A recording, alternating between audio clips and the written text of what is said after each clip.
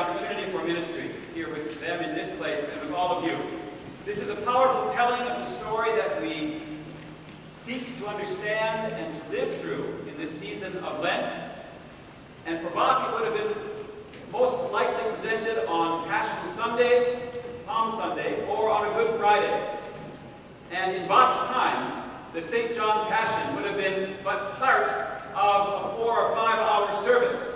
You will note in your programs it says part 1, end, and then part 2, along in between 2 settings of music, of chorales.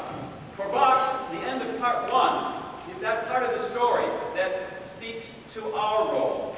And we are seen in the story oftentimes through the actions of Peter, the intentional, devoted disciple, who the story will tell his story of denial as we see it reflects our own lack of faithfulness and our own failings in our worldly setting. So Bach calls us to sing reflectively in a chorale of that, and you are invited to sing 4 times during this afternoon, 1 early on, and then 1 then at the close of part 1, as we reflect on Peter and his story. We will include, as Bach would have been in his own time, a significant sermon between parts 1 and 2.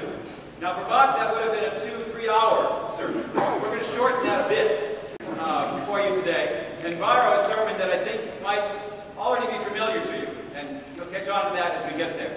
And invite then the second part of the story to be told with the singing of the chorale that opens up the story of the trial and crucifixion of Christ. As you're invited to sing, please join in vigorously throughout the afternoon. It is, after all, an event that you are called to participate in, theologically, spiritually, emotionally, and musically. Bach would have had it no other way. Thank you for being with us.